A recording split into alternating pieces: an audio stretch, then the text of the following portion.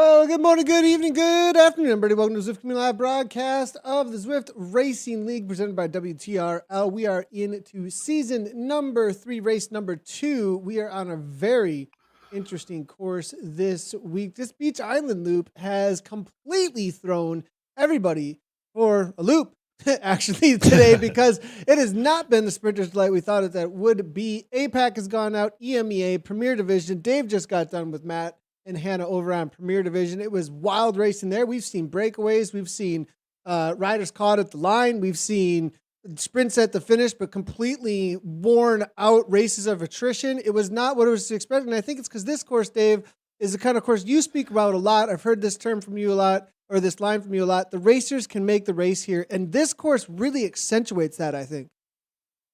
Absolutely. And whoever devised, Martin, the point system, it's been incredible. And now let's go ahead. So obviously Premier is slightly different than Community. Community actually has even more flavor to it when you add in fastest through segment. And that's going to be interesting to watch as well, because there's a lot of points there.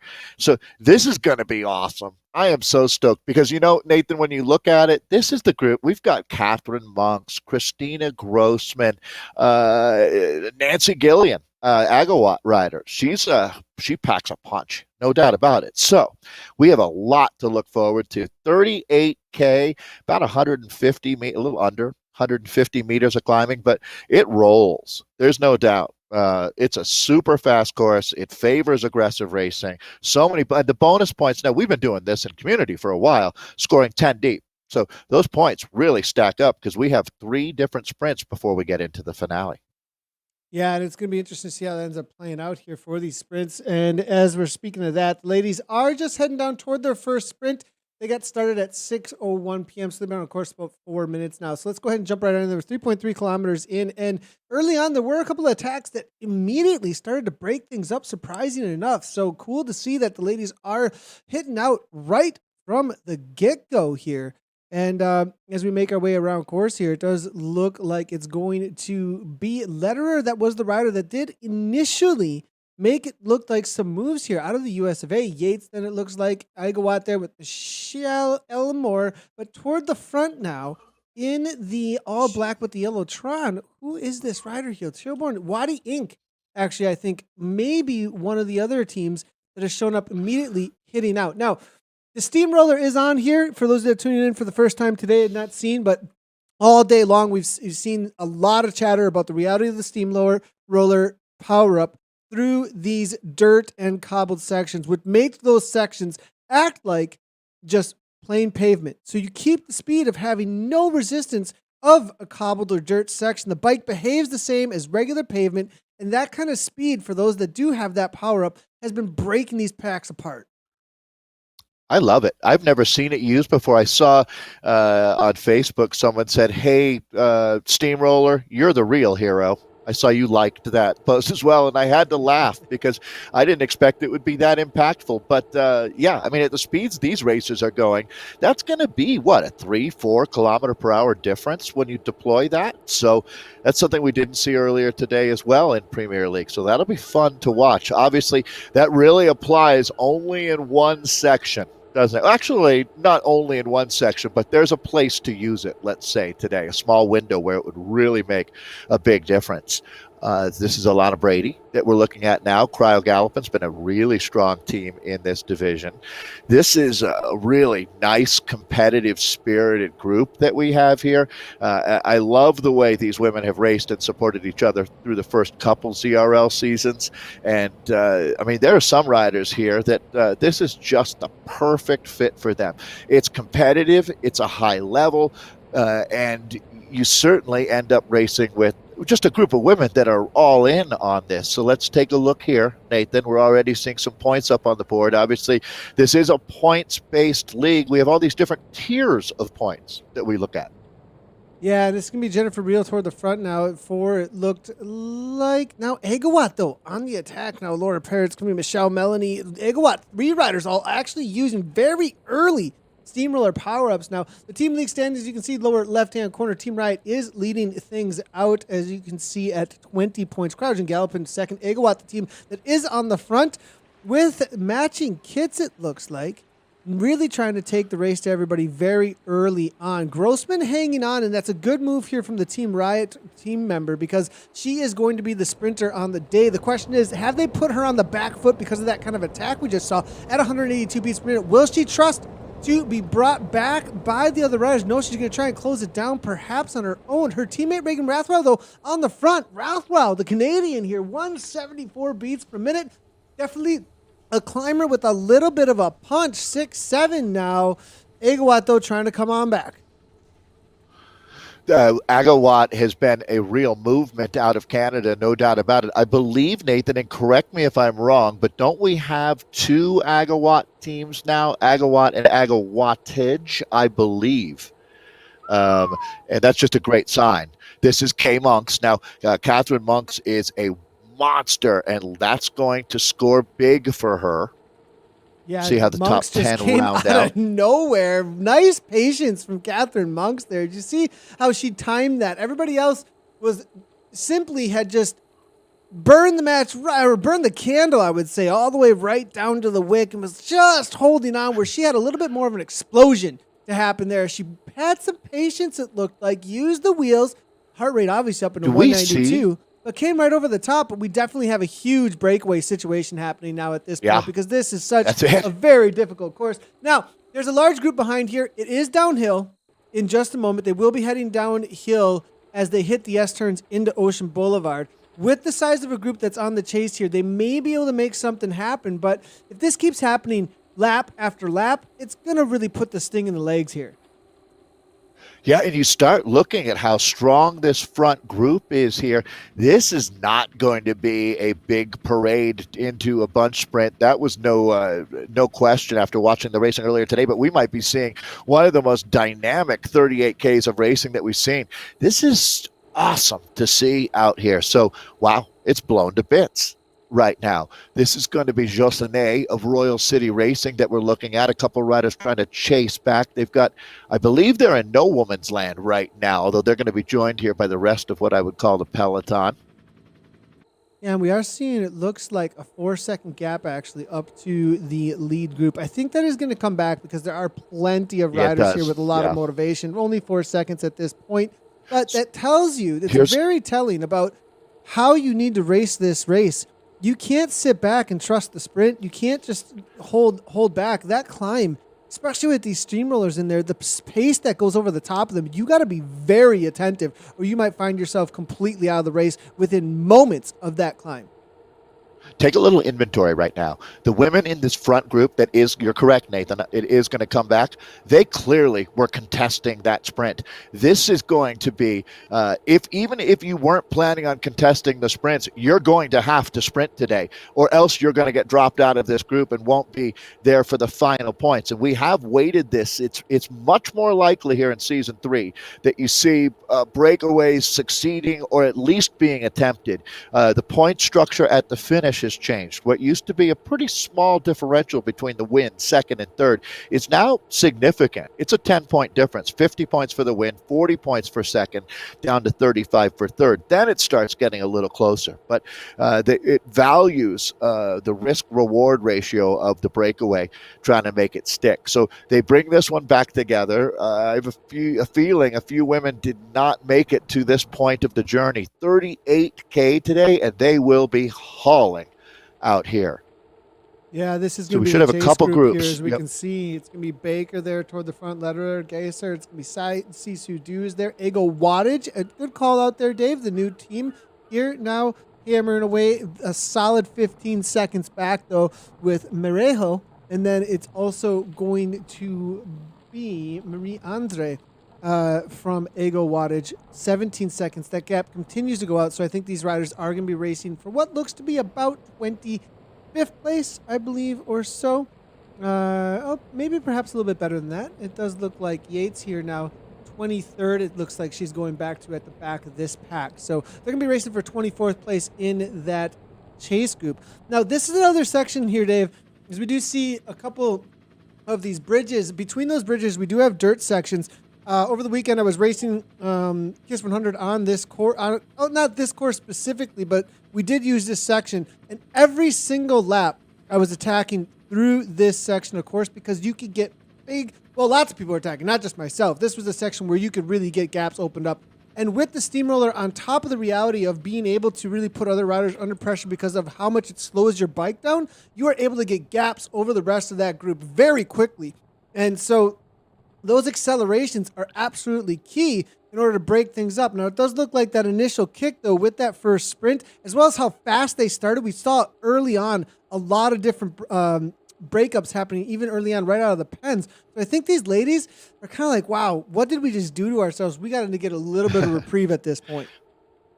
Yeah. Yeah. A couple riders, Nathan, that I wanted to mention as well that I have a feeling are going to be impact racers today.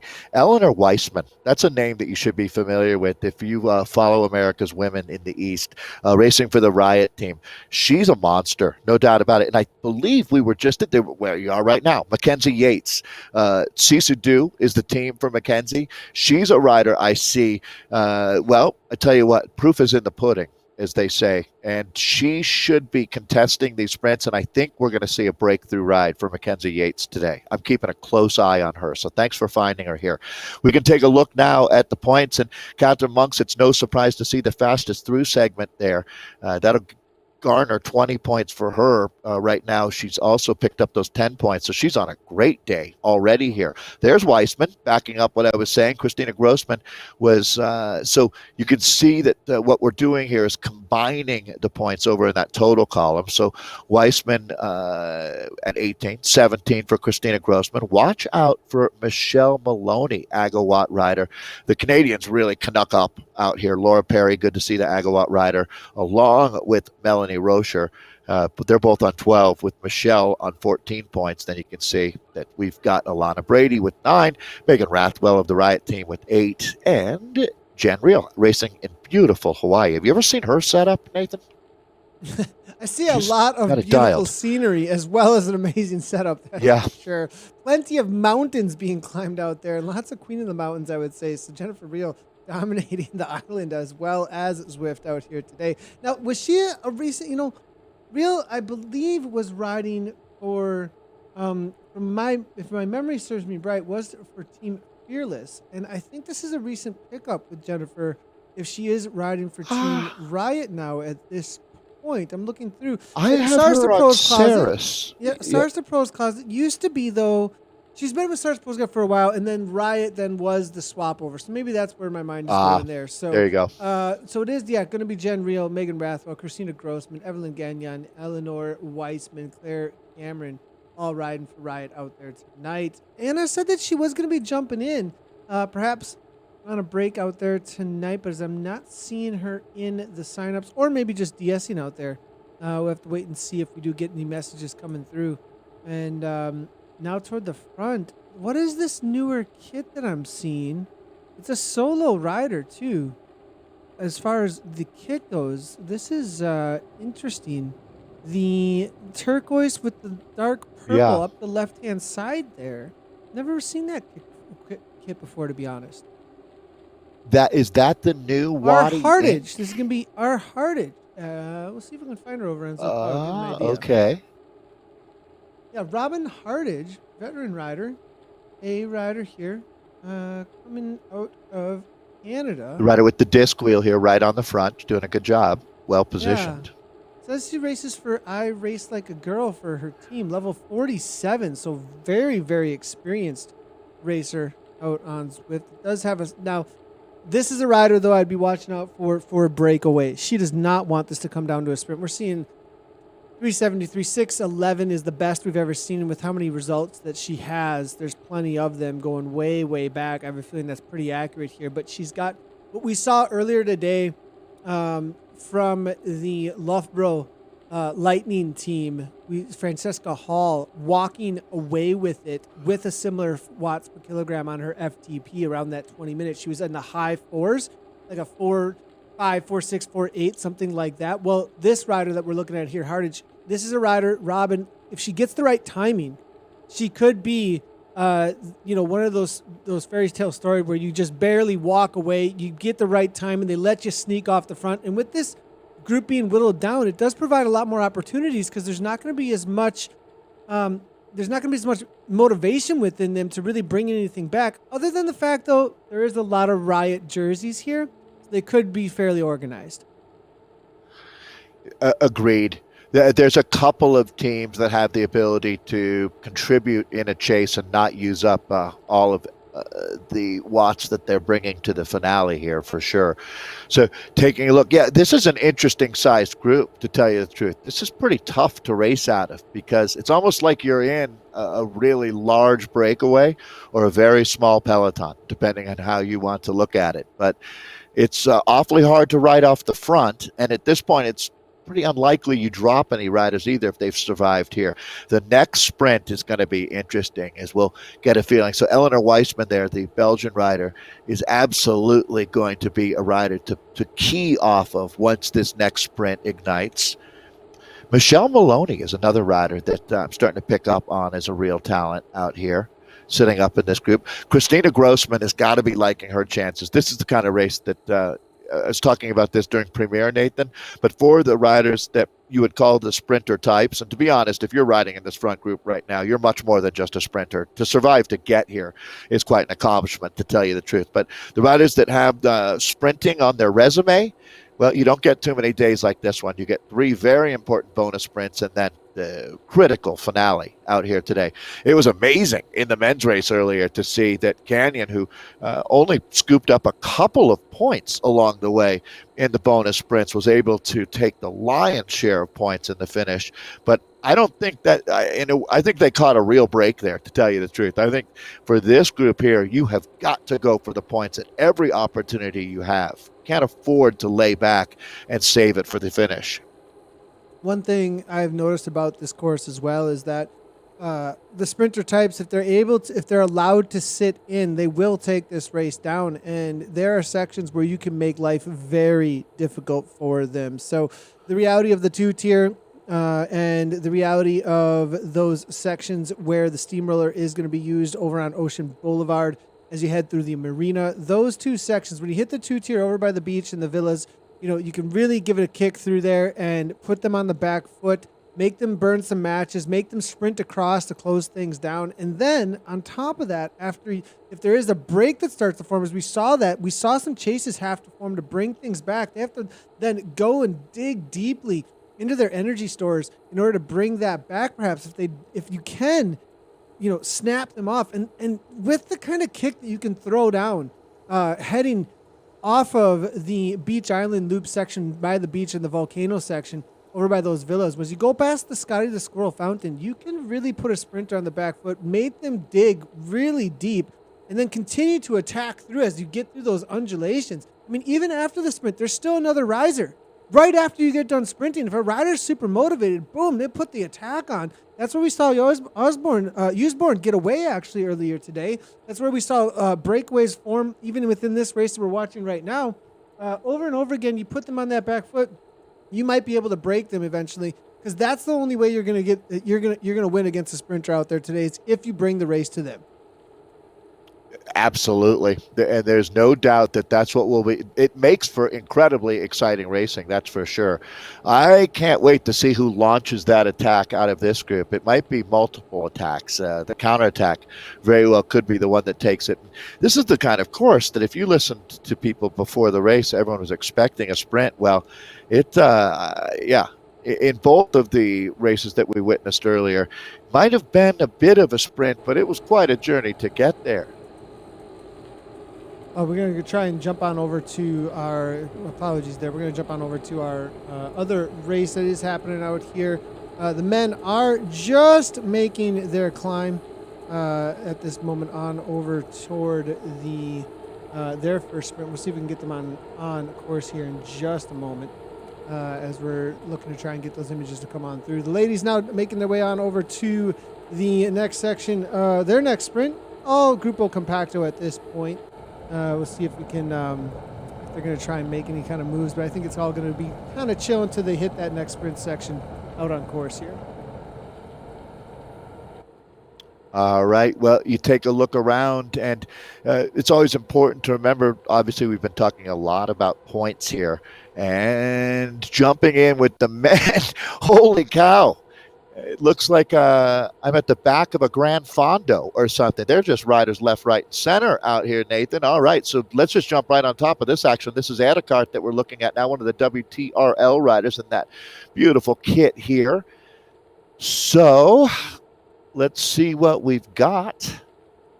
It looks like Ericart was Jumping able right to in the walk middle of away the with battle. that one. Yeah, apologies on the images not coming no, through for no. a moment there, but we were able to just catch Ericart walking away with that. He was on the attack and did make it hurt over the top of that little bit of a two-tier climb into the Squirrel Fountain. It has broken things up a tad. Cryogen, it looks like, closed it down a little bit to him, but Dowd there on the chase as well. Ferentz is here for Velocio. This is a team to be watching out for, as Andrew Ferentz, very strong rider and Zwifter, ex-pro hockey player out of Canada. But Ericart, what a move by him. The WTL rider takes down the points and breaks it up. And this is what I'm talking about here. Bringing the race to them, because look at this. Look at how they are just scattered. I mean, nobody hanging onto a single wheel at this point. Man, you would think that you are in the middle of a mountain course with how broken up this is, but it's all, racing is about speed.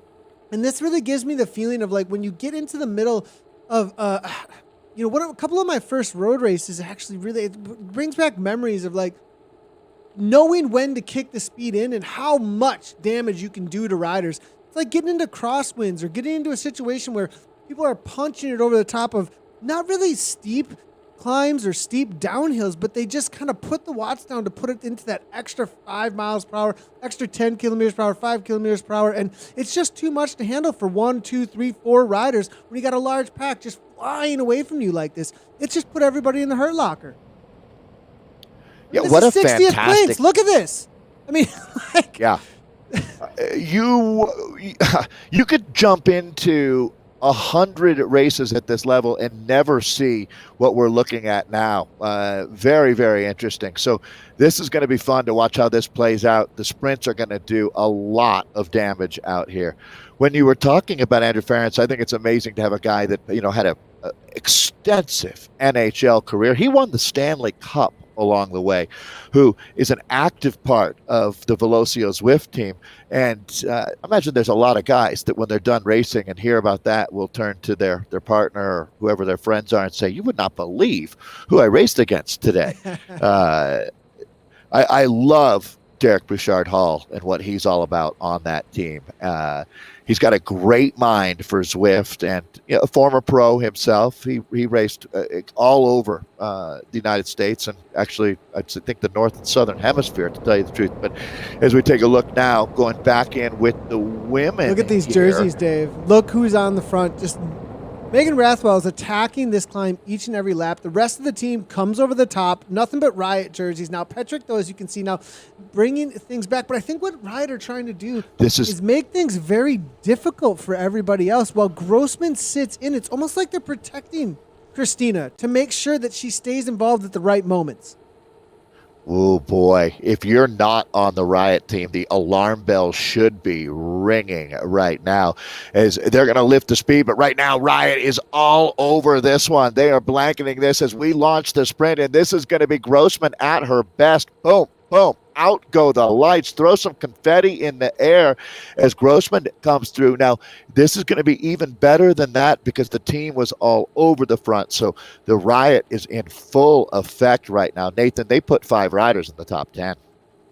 Yeah, what a nice move there. And Grossman, they're able to shine at what she's best at right in that moment. I think that time around, they set up a little bit easier. I think Rathwell perhaps went a little bit too hard to really control the front end of the peloton, or it was now a breakaway situation. But I think she kind of splintered things, whereas Grossman and the rest of the team weren't quite able to follow. They came back, they bridged the gap, but you're not really, when you're trying to control things for a sprinter, you're not trying to cause gaps. You're just trying to make it hard enough that nobody can really get away and get any gaps between you and the pack. So your sprinter can then sit in and get the benefit of many riders around her for that draft. And that's exactly what they did. They controlled the pace. She did about 7. Last time through was 8, 9 watts per kilogram. They all used the steamroller, kept the pace of the entire peloton high. Grossman sat in, and then she just waited for that last 150, took it down, easy peasy, went plaid, and now she's got those points. with the Spaceballs move. Yeah, that was surgical, wasn't it? Claire Cameron doing a great job out here. We've talked about Christina Grossman over the last couple of seasons. She's well known for her love of greyhound rescue. So I'm sure the dogs were both, Maggie and Andy were both saying, nice job, Mom. Well played there. Good timing. They know their way around a race, you would think. So taking a look now, and this You is gotta wonder. They know what's up too. I mean, they know. Once in a while, you're like, oh, I mean, do they really know what's happening here? What's happened? But I mean, these dogs, they're race dogs. They know exactly what is going down. They're born and bred for this, right? Exactly. So, all right, we got a red alert situation if you're not on the right team. We had our sprint duel. I love it. Monks saying that they went head to head and that with the smiley face. I love the camaraderie in here with Catherine Monks and Christina Grossman. They probably had some DMs between each other. Some fun smack talk. Always good to see. And it's all. I mean, the camaraderie amongst these ladies, even between the teams, is always great to see in this America's East. Monks and Grossman are two of the best sprinters, without a doubt, in the community. And I love the fact that they're tied up now, 1-for-1, right? I think they both have taken a 10-point sprint along the way. Catherine Monks, the last I checked, was our fastest through segment. But boy, so remembering now that 20 points are given to the top team based on the point, there you go, confirming that. So right now, 46 points already for Catherine Monks just by herself, racing Christina Grossman at 31 points, Eleanor Weissman at 18. Eleanor Gagnon out of Canada, good job. Evelyn Gagnon out of Canada, good job, Evelyn, with 14. We mentioned Jen Reel earlier, sitting on 12 points. Michelle Maloney, Agawatt rider, tied up right now with Alana Brady at 11, and Claire Cameron sitting there on 11 points. Then Laura Perry with 9, Megan Rothwell sitting on 8. All right, we're well past the halfway point of this race. We've got 2 significant benchmark sprints coming up. The third bonus sprint with 10 points, the maximum that can be earned there. And then our finale with 50 points for the first woman over the line. It does look like a little bit of a punch coming through here. Agawatt maybe trying to make something happen. No, settling right on down. Not a whole lot of interest, it seems, from these ladies. They're playing very smart, and I have a feeling that has to do with the presence of Riot here at the front of this race. A lot of these other riders are going to feel a little bit isolated, and making any moves at this point, they know that Riot will just shut that down. I think the only team at this point in this front group that will be able to make any real moves and take on the group would be Riot if they wanted to try and send a rider off the front. It could happen at this point, and they would force the rest of the riders to try and cover things that they could just burn the matches and eventually, most likely, just let that rider go. Unless, a rider like Catherine Monks maybe, Agawatt here as well, they might be able to shut that down, but enough attacks off the front with how many riders that Riot have here, just eventually it will whittle things down. It just depends on whether or not that's in the plans and they have the motivation to do it, because I think they really could make something happen if they wanted. Otherwise, we might just be looking for them to play it safe and take down another sprint if they can, and then try and stack the top end of the final sprint for the most points. If Riot were in the Premier League, they would be a top 10 team. Yeah, I think Riot definitely have the quality of riders here to be able to compete at that level. With that level for sure. Yeah, and very, very competitive, obviously, in the community. We'll see how things end up playing out within the playoffs again, and heading into already talking, looking forward to chatter, rumors about season 4 heading out. But we'll see if they're wanting to jump into that Premier Division, or if they're liking it here in the community.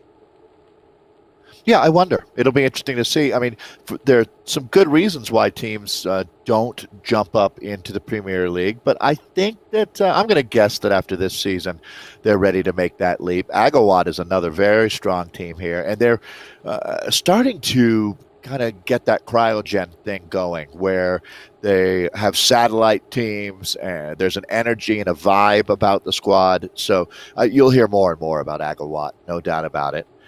Michelle Maloney is a rider that we're looking at there. It's a Canadian team. I'm not sure if everyone is Canadian on the team. I'll take a look here. But if not, a majority of the riders are from Canada. A little bit of attack in the men's race. Let's head on back over to them. They have started their second lap out here. Looks like things are going really solid. Still a larger group, much larger group than we were seeing in and amongst the women. La Raza here now, it looks like. A little bumblebee kid off the front. And that was going to be Sherbano, I believe. Burr now making his way to the front as well. Another Canadian here. Jeff Kabush, multi-time national, I mean, many time multi-time Olympian. The multi-time Olympian. I mean, this is one of the top mountain bikers in the world. Kabush hammering away here for Velasio. Talk about a stacked team, right? Racing with Kabush as well as Andrew Ferentz. I know Ted King is riding into Division 2 for this same team. I mean, this team is star-studded, that's for sure. But that also puts a little motivation, I think, into some of the riders to make the attacks and see what they can do up against a team of that kind of caliber. It's a little bit of bragging rights. We see Vision now making their way to the front. When you have a Tour de France veteran, a teammate of Peter Sagan, who's been on the podium at U.S. Pro Road Championships, who's on your B team, you might have one of the strongest Zwift esports teams in the world. And somewhat tongue-in-cheek. I think right now, Ted King, who is the Tour de France rider that I'm referencing, Ted is, I think, on a van trip with his wife and their baby, and pretty much just rolls up into a Starbucks parking lot and pulls out the iPad. And, that's awesome. That's dad life not right even there. kidding. No, and dad life and completely. Ted's, I don't know if anybody's seen the post, but hashtag dad life is kind of the little bit of a play off the dirt, the Dad's Inside Riding Trainers life that I've been watching develop out on Zwift. And Ted King, I mean, I think maybe just because the reality of dad life, maybe the only reason that he is riding the B team, or the fact that he rolls up into a Starbucks for the Wi-Fi. Yeah. I mean, if that's actually happening right now, we need live shots of that. Like, I'm not kidding. Like, we just need a couple with the baby next to him. I mean, in the Starbucks parking lot with the Americano in hand to keep him moving. His wife Laura with an Americano, right? Oh, it'd be so good. That would be the best. Cheering on with a ride-on thumb in hand. Good stuff. Good stuff here. Good to see Kabush making this group here. Last time we saw him in ZRL, it was, I believe we saw him out on the UCI course in Harrogate and did not make the lead group here. But this course, I think, maybe suiting him a little bit better and maybe a little bit more fitness and Zwift prowess, I think, has come along after one season. I would completely agree. He's a righteous man when you talk about Jeff Kabush. Now, you mentioned his mountain bike pedigree. He also was one of the best cyclocross racers that we had throughout a very active decade of racing with the USGP. Through the 2000s into the 2010s, he was just a huge part of that scene and remains extremely talented. I mean, the longevity that you're looking at with Jeff Kabush. He's out of British Columbia, and there was an era there, Nathan, I'm sure you remember well, where Canada was this nation that just had a bunch of young, cool, talented Seamus McGrath, Chris Shepard, Jeff Kabush. It was quite a scene of racers that they had. This is the AFM on ATP Hydrogen, another Canadian rider that's very popular, sitting up in this front group now. So they have whittled this down a little bit. I think he was one of the riders, the first riders you called in one of the sprints, actually, riding for ATP Hydrogen now. But he took down amazing sprint over on Crit City early on in some of these higher profile races. I want to say it was like Tour of the Gila? Yeah, like Redlands like that. Or Gila? Yeah, it was a big race, and he dominated that sprint. So definitely don't want to take him to the line here. Now racing for ATP Hydrogen. This is the setup here. Interesting to see that they keep on sending riders off the front a little bit, though, here, Dave. I don't think it's putting any hurt in the legs, but as you look through it, people are really trying to position. I think positioning is so key because of the way that this dirt climb plays out, especially with those power-ups that we do see being used with the steamroller. 30 seconds is a long time, Dave. Steamroller versus an arrow. Arrow's only 15. We do see a rider using an arrow pretty early here, but here come those steamrollers.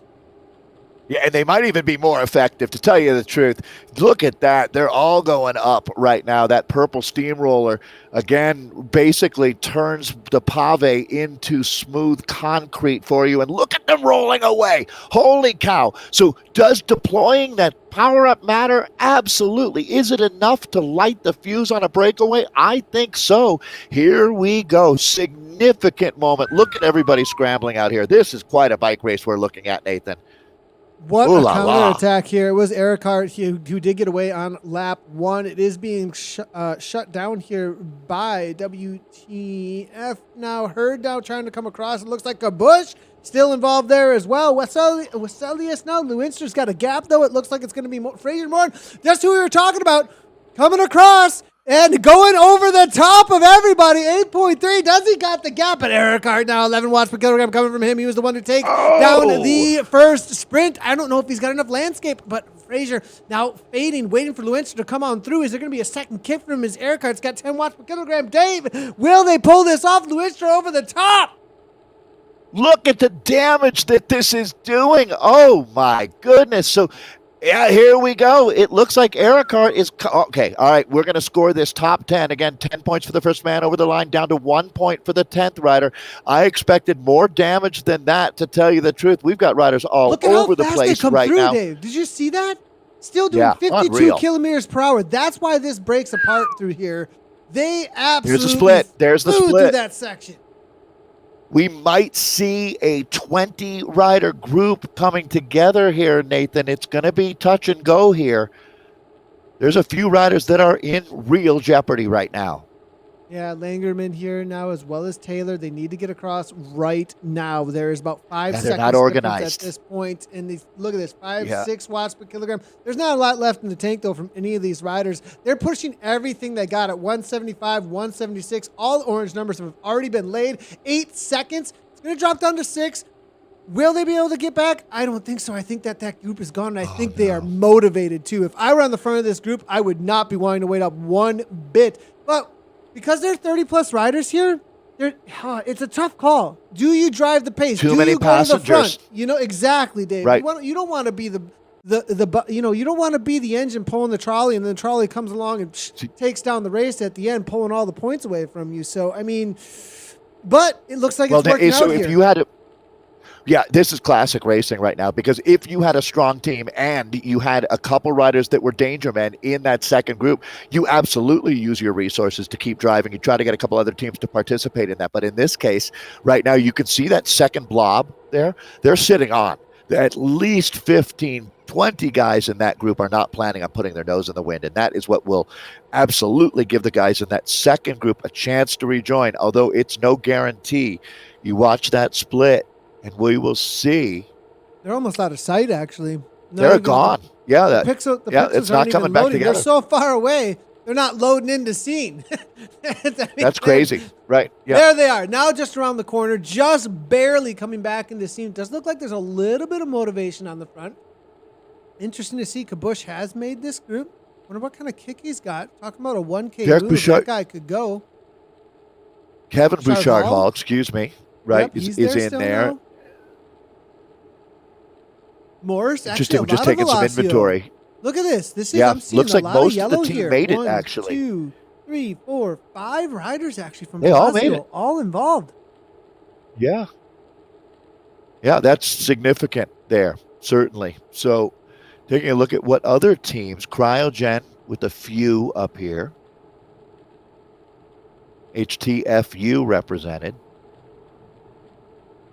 This Ascend Racing as well. I'm loving this power button on the back of the Ascend Racing. Again, everybody, it does really help if you do put the, just in brackets, let me know Velocity, as Kabush did here, Velasio next to the name. When we click on the riders, it's just a little bit easier to identify who's where, what, how, and why. But I'm really liking this new kit in game here with Restart Racing. Excuse me, hammering away. Looking good. So Restart have made this front group. Always good to see them involved. Now Velasio on the attack. It looks like this is a good move. Nice place to make it happen now. It's going to be Ference. Is Bouchard Hall off the front? Yeah, he went ahead and made a move here. Ference is There we go. blocking. He's actually blocking. Ference is actually blocking. He went to the front, faked it, and then backed Who off better for than 3 a watts hockey per player? kilogram. Who would you rather have than Andrew Ference blocking for you, right? So, again, we talked about Kevin Bouchard Hall, KBH, earlier in the show. He actually hosts or is part of a podcast that I enjoy listening to for sure. He's got quite a perspective on esports. As we take a look at the gap that he's opening up. Now, this reminds me of the Premier race earlier. We saw quite a bit of this. Riders dangling off the front. See if anybody wants to go join them. Because it is still early, to tell you the truth. 38K of racing today. So I don't think that Kevin went on this attack thinking it was a solo move to go to the line, but looking to stir the pot, initiate things out there as we jump back in with the women. Been a lot of riot on the front. Agawat trying to stand up as this is your front group. Looks like a few riders actually getting tailed out right now. They're applying the pressure, aren't they? Here we go. Ooh la la. Yeah, I'm looking back to the pack here. Lana Brady, that is a surprise to see her getting dropped from that main group. Very strong rider. Laura Perry just able to hang on. Rathwell is there as well as they head through the cobbled sections here. Look at how well set up Grossman is. Where's Catherine Monks? There's Monks sitting about 5th, 6th wheel. Rathwell making her way to the front. Petrick now going to be a lead out, it looks like. Right, most likely going to start ramping things up just a tad. We do see that Monks does have another rider with Gagnon here. As you can see, not Gagnon, excuse me. I think it's going to be Quick here. Hardage, the rider that we said that had a solid FTP, maybe going to see a breakaway after the sprint from that rider, but up in the 186, going to be very difficult. Weissman now, no, who's on the front? Is this going to be Monks again? Give it a go with the drafting power up. Here comes Grossman, though. 9 watts per kilogram. Christina Grossman making it happen. I believe Monks just holding on for second. Gagnon, I believe, third. Rio comes through for fourth. Riot just dominating the points here tonight. Grossman like a machine out here today. Just perfect timing. A sprint bot.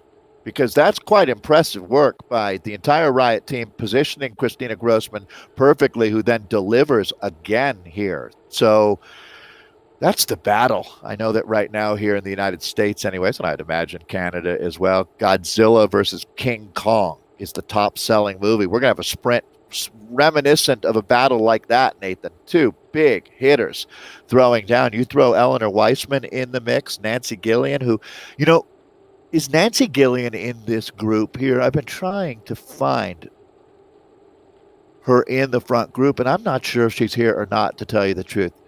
Super strong sprinter, but in order to win or be an impact rider, you've got to be in this group. Looking through, I do not believe. Looks like she didn't make it. Yeah. Yeah, Gillian has made this group. So far, I'm seeing she Danielle Josnet. Oh, go ahead. I'm sorry. Did you say she was in the group? I'm sorry. No, Nathan. I am not seeing. Okay. I'm not seeing her in the lead group. Yeah, when you look at data, she makes a lot of watts. But again, there have been some pressure Nancy moments. Gillian's currently 327 back, 54th place. I think she's in the third group out on. Looking through, it does look like you missed the split, and that's situation here. Grossman, Michelle, well, kind of a breakaway. It's more of a small peloton. Angela Quick for Absquay Finesse. Catherine Monks, Absquay Finesse. Riot, otherwise, is the dominating team. Agawada's got a lot here as well, though. I'm seeing 1, 2, 3, 4 riders. Britt Powell, Laura Perry. We're seeing Lori Elmore as well as Linda Gingras. So it's kind of an Agawat versus Riot as far as the numbers go. But Absquay Finesse with Angela Quick as well as Catherine Monks, they could still really make something happen. Agreed. It's going to be interesting to see. They're down to 4K of racing remaining. So it's pretty likely we're sprinting out of this group. I would expect there is one rider that attacks and makes a run at it. But it's starting to look like the heavy hitters are going to get a crack at it. You know, Nathan, it's interesting. Breakaway, peloton. You know, in my mind, this is a selection that came out of the peloton is probably the best way to look at it. And or even better, maybe just the front group at this point, because this is the group that certainly is going to be sprinting together. Real quickly, I do want to mention RC2 have also made this front group with Danielle Jossinet as well as Heather Petrick, and that is going to be the Royal City Racing team. They were all the way down in 17th place from the TTT with that 14 points. Putting themselves in amongst this kind of quality of riders is going to bump them up on the day. I mean, Ego Wattage, C-Swear Race Like a Girl Do, not really involved. Cryogen Gallopin. Where's Cryogen? I'm not seeing them. They got one rider in and amongst here with RC2, two of the riders in here, as well as making some points for those sprints. This is a great ride for Royal City. Daniel Johnson as well as Heather Petrick can really put them on the map. And, you know, if they pull out a win against the reality of, or even a podium amongst these Riot ladies, they're going to put RC2 in a really good position coming into race number 3 in this season 3 of the Zwift Racing League. So shout out to the Canadian team with Royal City. Yeah, they have definitely come up a level, haven't they?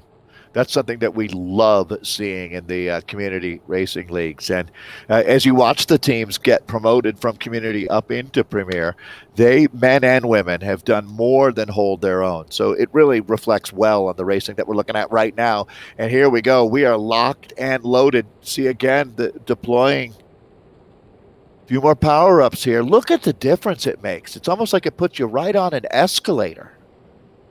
Yeah, and you do see a little bit of a breakaway here coming from Steamroller. Gigawatt Rider. Absolutely. Great to see this attack. This is the kind of efforts that we like to see, using those in-game realities here. And it is going to be, is that going to be Laura Perry? No, that's not Laura Perry. I believe that is going to be Lori Elmore. That's correct. No, Elmore's back here. There's a ton of L's here. Linda Gingras? So there's another L. Is that going to be Gingras? It's got to be Gingras, right? Linda Gingras, I believe, is who this is going to be off the front. Okay. Yeah. There you go. Do they all have the first name with an L? Like every one of the Egowatt riders? There's 3 of them that do. Yeah, right. Linda Gingras here. Here you go, she's got Riot quite on the attack. About Me here now, section through here. Patrick, though, RC shuts things down, it looks like. Weissman now coming through. This is interesting, getting very interesting at this last couple of sections. 177, will Rathnall go? I have a feeling Riot might start sending riders off the front. Maybe, because, you know, what's the best way to set up Christina? Send a rider off the front. We'll keep it fast. Make people chase. Yeah, Make people chase.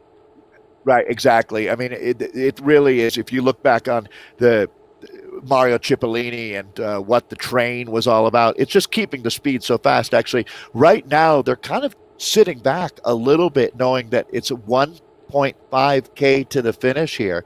So I'm a little surprised to see that they're not more aggressive at this point with the numbers that they have in this group. But I certainly think that they know what they're doing, and I would expect an absolute barrage to be coming from Riot, as I'm sure all these women are anticipating that as well, as we are rapidly coming up on 1K to go. Their danger woman, in my mind, has to be Catherine Monks here. Monks is a strong finisher. She doesn't look like she's exerted herself any more than necessary. She's been up in the bonus sprints, but not going ballistic during them. And let's see what she's got. We've got a battle royale coming. Yeah, and now Patrick here just controlling things for Royal City. It looks like 4.5 watts per kilogram, I believe. Then for the Royal City Racing team, Danielle Jossinet here. Now Quick gives a little bit of a go. And this is going to be this is what they need to do. Good move here by Upsquare Finesse. I mean, they don't want to just sit around and wait for Riot to do their thing. They're going to try and make Riot do some work. Riot saying, no, we're going to work for our rider, but if you're not going to chase anything down, just keep it fast. Quick might just start riding away. Now Catherine Monks gets to just sit in. She's not going to chase one bit.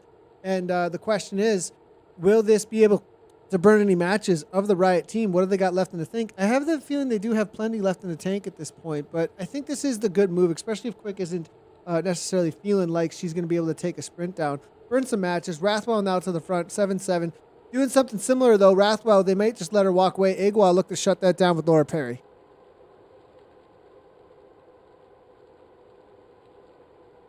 Dave, do we have you on mute there? This play from Rathwell is certainly going to begin the finale here, as here we go. Monks now. I have a feeling she's about to launch her sprint. Get ready, as here we go. It is the grand finale for race number 2 in the ZRL. So that's As you Alana can Quick, see, who attacked Quick, earlier. Yep, Yep. off the back now. And I think, as you can see, it was a sacrificial move. Gallopin now on the back. Elmore on the back as well.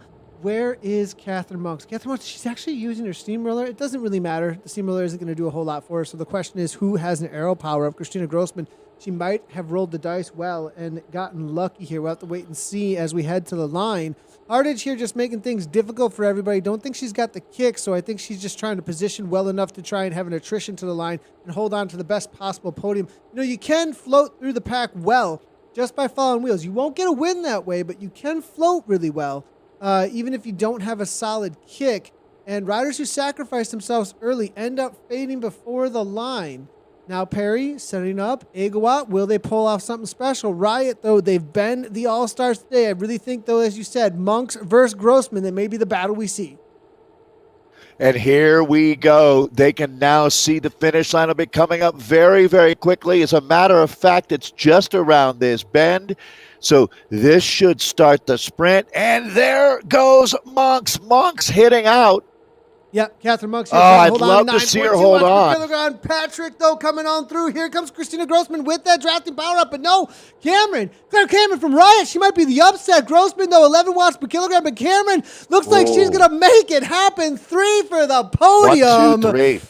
Cameron Grossman, and then I believe it was Real. What a kick there coming in from Riot. Amazing moves, and right back into more action on the men's side of things as soon as the women finish up, and we're into the final kick to the top of the sprint section from the men now. What a move there by Riot. They set it up perfectly. Christina Grossman and Claire Cameron go 1-2, but here comes BIV as well as Tabalong from Cryogen. Now back in with the men. It's their turn for their final go. Will there be a breakaway situation in a moment after this? We've seen it time and again. Look at the damage the Steamroller's doing. It's rolling over the pack at this point. Everybody's being flattened like gravel. Oh my goodness. Her trying to come across. But Tabalong's got 8 watts per kilogram, and I think he's not just going for the sprint. I think he wants to get away. I tell you what, the Feather's got nothing on the steamroller when it comes to power-up popularity. On the right course, it is a difference maker, and here we go. So you just saw the women through this sector. The last, let's call it 6.5K of racing began right here, right now. And Cryogen, who've been on en fuego here in Season 3, are back at it again. So the blue and the white on the front, that's going to put the pressure on certainly Velocio right now. Peloton starting to string out. It's full gas right now. Little gaps even starting to open up. Look at the pressure being applied as we score the final sprint with Tabalong coming through for 10 points. Now restart here with Dowd coming over the top. Lewinsky's there as well. Will there be a counterattack? It does work through these sections. Does slow down to 45 kilometers per hour. 51 here coming from some of the other riders, though, as they continue on with the speed. Interesting section, of course, there, as the speed that you take over the top of that sprint does continue on with you, and they were holding a solid 52, and that's what really does the damage to the rest of that pack. Restart now, getting back involved. Dowd now over the top. Here comes a dirt rider. Who is that going to be? That's actually going to be on the front here. It's going to be Haig, actually, from the dirt team. Kosman now following it up. It's going to be Farrell as well from 3R, trying to counter. It's worked. We've seen time and again to at least split things up, and it does look like we have a little bit of a gap. Ference and the two Vision riders trying to come across. Kabush is here as well, just getting back involved. 170 so beats per minute. That's what happens, I think, Nathan, even for strong riders who decide not to contest the sprint. You basically have to sprint anyways just to stay in contact as the train rolls out of the station. They're going to get back, but that was touch and go there. That gap was not easy to close down, and this is a drastically reduced front group now. This has been a rugged journey to get to 33K into what's really a 39K race as we look at. Wow, I'm surprised to see AFM. Look at this. I mean, there has been absolutely mayhem back here as we go back to 40th. I mean, you've got quality riders. 50th, 60th time, not even through the sprint yet. I mean, this is just completely blown apart. We've got about a top 30 or so riders at this point. We'll get an idea of what kind of quality and who's all still involved here in just a moment. But talk about one of the best courses we've ever seen for racing out on Zwift. Now, interesting to see Next Level. They were dominating, in the Zwift Racing League in season 2. Taking a little bit, of on the chin here. It seems like though, as I get the feeling that some of the other teams here have shown up to race and take it to them here. Didn't they graduate some riders up into Premier? Perhaps that may be what's Ashton happening. Lambie That would be a great, okay. So Ashton Lambie and the crew all went up, and so perhaps they're beaten now at this point, trying to come to the next team. It's next. Yeah, exactly. So here's the select group that we've got now. When you look at it, this is going to be really interesting because there's going to be a solo attack, and you have to give it a chance these days. This is, I think, a lot of people underestimated how exciting this course was going to be. This immediately went to the top of my list. This and Richmond are two of the best courses that we can race on, in my mind. And here we go. You can see a whole bunch of power-ups being deployed. Yeah, and here comes the steamroller. It's going to be Chong there from Cryogen. 4-5. So, not really attacks, though. If you really want to do anything with the steamroller. No, they didn't, did they? They just used it when they should, but with no malicious intent. Yeah, I guess it's... perhaps just the reality is it's not useful otherwise for the rest of the race, so you might as well get a little bit of extra energy out of it. And you can see the riders didn't even really push, and boom, right to the front. It goes to show how incredibly powerful that power-up actually is. Yeah, boy, in the right time and right place, it's a difference maker. I have never experienced it being used in a race. This is an absolute game changer. I guess it does depend on the course. You need to have some gravel or these technical sections out here. But it does you no good in a sprint. And I guess for those that are just tuning in, that it basically reduces the rolling resistance significantly for you out there. And we are down to 3K of racing now. As you can see here, Jay Ray now to the front, it looks like. Trying to get an idea. There's so many riders still involved here. Quite a group that is making their way to the finish line. Cryogen still, it looks like 1, 2, 3 riders involved. Velocio, 4 riders still there with Morse. Kabush is still here. Kevin Bouchard Hall is in here as well, still for Velocio. Charles McCarthy, I believe, has made this as well. So still very solid group here coming on in for Velocio. All right, you wonder what's the plan now as far as 50 points for the winner of the race today, 40 for second. That's a huge difference. That's a big change from the previous 2 seasons as well. 35 for third, and then we start to stack them up a little closely. This is it. You enter the tunnel of pain here as it's really this tube, Nathan, you're launching out of it, to tell you the truth. These guys are going to be hitting it as they come up and out of the tube, and that will begin the end of this day of racing here. Taking a look here. Huge group, though. Yeah, big group here. 3 riders, actually, from Velocio was Jason Frank that's still in there, as well as Kevin Bouchard Hall and then Jeff Bush. So they do have a chance, but it's actually going to be HTFU with 4 riders. Kevin Weston is still involved here. Jeffrey Weselius. I believe we also have Evan Haney in here from HTFU, Mitchell Kilborn. So lots of riders here coming on in from that team. Let's go ahead and take a look what kit that they're actually riding in. It does look like they're going to be in this. Now, I'm wondering if they perhaps didn't get the memo on the need to be using common kits across the team. Just as a heads up to them, we'll just have to wait and see if perhaps we can get a little bit of correction there for next time around, but definitely need common kits in game for the selection from the team managers early on. But HTFU definitely with a chance out here. Ascent Cycling are still in here with Matthew Scherer, as well as Dylan Bibick coming from Ascent, 2 riders. So RC2 also in the men's side of things with Craig Lewinstra. And Lewinstra been very strong so far. He's showing himself on the front over and over again. Waddy Inc. now, though, with Chin to the front. Dowd is there from Restart now. Vision now on the attack. We do see 4 Vision riders.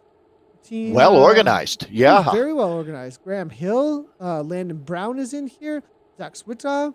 And it looks like, I believe there's going to be one more rider from them. Let's see if we can find the names here. But on the attack, but now, what is happening on the front? Is that going to be a dirt rider? Giving a go? Griffin, perhaps? No, this is going to be Pete Griffin on the attack. Huge move coming from Griffin. Now, it's got a shot. Yeah, it's got a huge shot. 2 seconds now at this point, and it's splintered behind. So Waselius is actually not pulling the group. Tablong, though, is pulling the group a little bit, but Griffin is gone. Yeah, over the last 15 seconds, that was exactly what Griffin would want to see happening behind him. Never look back. But this gap has gone up to 4, 5, make it 6 seconds. And they are going to run out of real estate really quickly. Again, the closing rate of speed is phenomenal, but I hate to jinx him, but I think he's got a very good chance. Pete Griffin going nuclear out here. Look at that Tron bike now. Finish line is not that far off. He's still holding on. It's down to about 3 seconds, Nathan. Can he do it? I think it's done. You know, the reality that we saw with Yersbarn earlier was that he was only doing 5 watts per kilogram. This 8 watts per kilogram, it's going to be just enough. Look at the speed they come on with, but it's not going to be enough. Bouchard Hall now over the top. Velasio go 1, 2 with Jay Frank and Bouchard Hall in the sprint. But it was the breakaway from Payne Griffin and the next team. Well, next, maybe they were just waiting for Payne Griffin to move up. I mean, what a move there coming in from next. Oh, my goodness. But it was Velasio taking down those next spots. And shout out to Kabush there, able to make that final sprint in the lead pack, as well as Ferentz. We'll see if we can get some results up here in just a moment. What an effort there coming in from the men's race. Yeah, the way the points have changed, a second and a third is so much more valuable than it used to be. So that was a good day for Velocio there. They will be happy. They've worked well as a team out there. But Pete gets it done. We will have a chance to go back and review all of our results here after America's East wraps up. That was a lot of fun. This is a great course to race on. Yeah, we do have, it looks like, the results across the line. Is that going to be right there with Caitlin? I believe that's going to be a rider that think is... you could throw that out. Yeah, I think that's just a rider hanging out at the top there. Maybe need a little bit. I'll give this a little reload and see what happens as we wait to see. Hopefully, Claire was the. We've got all kinds of riders at the top now. Well, Caitlin had a heck of a day. She's winning races all over town. Yeah, he's been as well as Josiah in here. We'll wait and see what's happening with the results here in just a moment, everybody. What an amazing ride there coming on in though for the men and the women. On the point side of things, the women, it was Catherine Monks with 46 points total. Christina Grossman ended up with 31, and that was just for the segment points. That wasn't for the points also across the line. Eleanor Wiseman there with 18, and Evelyn Gagnon followed up by Jen Reel there with 12. We're going to wait and see if we can get an update here on the final results across the line. If we do not, we may need to go ahead and point you at WTRL.racing. We've had some struggles throughout the day. There's been a lot of updates coming on through for season 3, looking to grow and get a lot of things steamrolled out. I'll call it steam. We'll use the steamroller. Getting a lot of things rolled out in order to make things better. And I think there's just a little bit of struggle on the back end to try and make sure everything is functioning on all cylinders. So next up, we do have America's West. We'll be taking that in about an hour from now. A little bit earlier. All the racing is starting a little bit earlier than usual. We believe everybody, thanks a lot, everybody, for jumping in with us. We do see all of your chat coming on in over on YouTube as well as Twitch and Facebook. Dave, this course, again, it's been really fun to watch the racing here because the racers have really been given the opportunity to just smash this course out here today and show what they're worth. I think this is the kind of course that I enjoy to be, in, because if you're strong, you've done the work, you've got a plan, you can really execute and trust that the course is going to bring the race to everybody if you put that power down. Yeah, I think absolutely for a fit bike racer on top of your game who's got a good team around you, it doesn't get much more fun than racing on a course like this. I mean, I love all of our KOM after party courses, but in a lot of ways, I'm not saying they're too hard, but they don't create this dynamic of racing that we so enjoy like today. Yeah, that is a great point. I said this earlier during both broadcasts. I think it's a good point to hammer home is that a course like this creates a tactical opportunity that a climbing course doesn't necessarily do. A climbing course, what's your watts per kilogram? And that's really, that's what it comes down to. A course like this, you time things right. Next thing you know, don't matter what your watts per kilogram is, unless you got another extra full watt per kilogram, unless you got another 100 watts than I do. My extra 25 at this point with a group of 3 off the front, it might cause some suffering that people were not ready for. And that's what I really like about courses like this. It does look like we do have. It allows you to be sneaky, too. Go ahead, Dave. Yeah, for sure. It allows you, yeah, like you get to really pull all the tricks out of the bag, right? And for a team like Velocio that has a lot of experience, it's a lot of fun to get to deploy and use the techniques that you've worked so hard. Fitness is like a house with no windows, right? You can't see inside a person to know how fit they are. Well, the same thing goes with the game playing element. You just don't know how much some of these riders love the tactics. And I know, Kevin Bouchard Hall is a great example of a guy that truly loves playing the game, the chess match it's a Machiavellian chess match on wheels is what we're doing. It really on is. Smart Trainers. It really is, yeah. And that is another thing I like about this, as you did say, the sneakiness, being able to know. I mean, there's nothing to sneak around about when it comes to a mountain climb or a Zwift. Yeah. Well, there it is. It's a huge, gigantic mountain in front of you. He's sneaking away. Ain't nothing happening there. So it's a great point. I love that. We do have some corrective results there. Thanks a lot to WTRL for providing them. And Dave, take it away. Claire Cameron makes it happen with Grossman. What a sweep of a podium. Yeah, you don't see that. 1, 2, 3 for Riot here. Claire Cameron out of Canada, canucking up for the win. Christina Grossman had a great day, picked up a lot of points along the way, taking a silver medal, and then Jen Reel taking it third today. Britt Powell for fourth. Look at all the Maple Leaf flags. Oh, Canada. Britt Powell for fourth. Laura Perry for fifth. Heather Petrick for sixth. Megan Rathwell in seventh. Molly L. for eighth place today. Evelyn Gagnon in ninth. Catherine Monks, who also picked up a lot of points. A very useful racer there is Catherine Monks in 10th. Go ahead and take a look at the Bs for the Women's Americas East Division 1B. It will be Michelle Dobbs coming on through with a 56.48. Joy Lithgow coming on through for Fearless. 0.43. Looks like they came down to the sprint for the ladies there. Emmy Mlekare coming through for third. Cassandra Rush in fourth. Erin Ayala in fifth. Allison Thompson in sixth. Vicky Stu in seventh. Laura Brown for Fearless in eighth. Ashley Miller in ninth, followed up by Erin T, rounding out your top 10. Let's take a look now at our America's East Division 1Cs with Amy Lee Roberson taking the win. Great job, Amy. Kelly Wenging in second for silver, and Megan Kelly rounding out your top 3. And Vincent for the Watts sisters will be, excuse me, I'm going to correct that here. So Eliza Lawson in for second, Elise for third, Kelly Wenging for fourth, Megan Kelly fifth, and Vincent for sixth, Paige One-Row in seventh, Kasia Kanya in eighth, Julie Springsteen in ninth, and Isabel Champagne in 10th.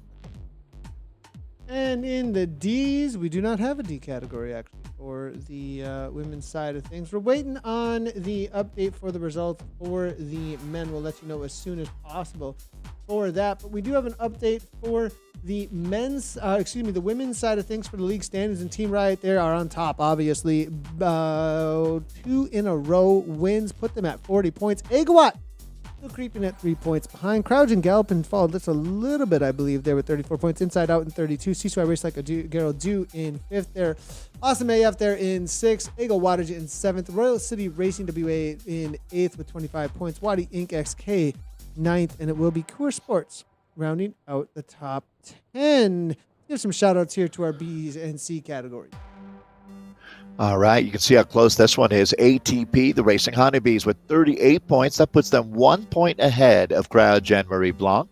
In third right now, only 2 points back, is Herd of Skipper Butterfly. So they're 1 point ahead of the Dutch Diesel Cycling Atomic Spice team, who've got 1 point lead right now on Les Watt Sisters. JZQCB. It's Revo Godivas in sixth, Fearless Furiosas in seventh, Seaside Race Like a Girl Freya in eighth. Ninth place sees Herd of Monarch Butterflies, rounding out our top 10, Spinnamin Buns B.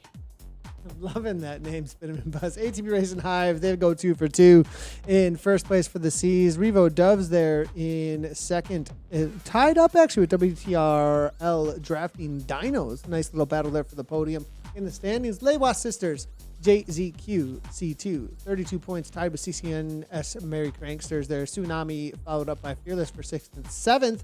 Waddy Inc. Flash tied for 8th and 9th. C-Star Race Zenobia. And then 10th, Lewa Sisters, JZQC3, 1 point behind for that 10th place. And again, there, it looks like perhaps we do have a D category. Hammering away here for the women now with the Herd of Bounding Bobcats, Dave. Yeah, 36 points. It's tied right behind them between Vibe and Sisu I Race Like a Girl Pele at 34 points. Fear Factor with 32. They're in fourth. Fifth place is WTRL, the Drafting Dinos, 2. Sixth sees ATP Racing Buzz occupying that spot right now. Seventh is WTRL Drafting Dinos, 1. Eighth right now is Lewatt Sisters. Ninth will be Herd of Badass Bobcats right in front of the 10th place team, Herd of Blazing Bobcats. That's your D's. Solid results for all across the D's. We're going to see if we can bring in the results in the league standings here for the men's East. It does look like we have them. In Griffin, what a move there by Griffin. The walkaway. Go ahead and bring those on in. And next racing here, amazing job by them. Payne Griffin with a solid second over the top of Kevin Bouchard Hall. Jason Frank followed up by Pedro Erica. It's going to be Oliver Dowd there in fifth. And then Dylan Bibick Ascent. Bill, the fourth for Dirt Alert. Craig Lewinstra. And then Jeremy Ray. Mike Morse rounding out your top 10 in the men's A category. In the B category, Dave? It's Derek D'Angelo taking the win. It's Brian Domecus in second, and the bronze medal going to John Morton. Chris Carvalho in fourth, Jared McLean fifth, Grant Meglis in sixth, Brian White for seventh, Mason Butler eighth, Scott McVeigh at ninth, and Jeremy Cohen rounds out your top 10 for the East Bees. And it looks like nothing on the table here for the men's on the scene. Let's go ahead and head on over to the standings currently, and this is going to be what's happening. Velocio at the top as they take 2 for 2. Restart Racing there, followed up by Cryogen Alpe d'Huez, tied it up for second and third. AHCFU with 33 tied with Ascent Racing. This is really tight racing. I'm liking what I'm seeing here. This could go any way actually over the 8 races with how incredibly close this is. All of these teams that we see in this top 6, they were involved in that front pack. ATP Racing Hydrogen, though they're in 7th, followed by Visions Americas East, Dirt Alert, and then Next Level. Even though they got the W across the line, it goes to show why this is a team format. Yeah, absolutely. It's Z Sunset with 39 points. A win and a second for them has them leading right now in the Bs. ODZ Barracuda is in second, 1 point ahead of Draft B, who's sitting third. Crowdgen Houdecamp in fourth. On the Rivet Oost B in fifth. Gotham Grinders sixth. Waddy Inc. Punk in seventh. Eighth right now is Royal City Cycling MB2. Ninth is the RR Northern Rhinos, and then ATP Racing Neon rounds out your top 10 for our America's East B men. And in the C category, ATP Racing Freon there with 36, 30 Grinders, 32 tied with VRT Ospreys. Again, a solid competition as we've got a 3-way tie for third with Les Wasp Brothers, Cryogen Mount Duchat, and then it's going to be Herd Mentality. 1 point back, TT1 Bro Knots there in 7th, RR Nuclear Rhinos in 8th. 1 point back from them, and then 1 point back from them, TFC X Force and Waddy Inc. Freedom. Loving the battles here happening in these B and C categories here. We're going to have to jump around a little bit week after week to try and see some of those battles play out in front of us. Here's another one for you, Nathan. Herd of Riding Frisians are 1 point ahead of the Rocket Rhinos, sitting in second, High Speed in third. This is the D's that I'm looking at here. The table has ATP Racing Helium in fourth after 2 of 8 races. Herd of Dashing Destriers in fifth. Waddy Inc. Patriot sixth. Team Type 1 Beta Cells seventh. Z-Sun Bums in eighth. WTRL SQL Dinos D in ninth. And then Herd of Plowing Percheron round out your top 10 for our men's mixed Ds. What an amazing day of racing out here. Loving this. Season 3, race number 2. The courses, I think, I'm just liking the courses better this season, to be honest. Like they have really kept things interesting. And this is one of my favorites for sure. I'm going to be on the lookout for some races on this course because now I can see how we race it. Now I'm going to see exactly we'll be what back. we need to do. We'll be back. I'll be back to make this happen. But we'll actually be back in about an hour. So we'll see you guys in about an hour. Next up is going to be the West. Thanks everybody for tuning in. As always, everybody, make sure to hit those follow buttons. You want more content like this. And thanks to the racers. Thanks to the viewers. And as always, ride on.